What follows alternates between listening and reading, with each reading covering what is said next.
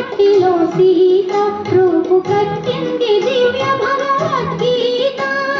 వేదాలు వెలసిన ధరణిలా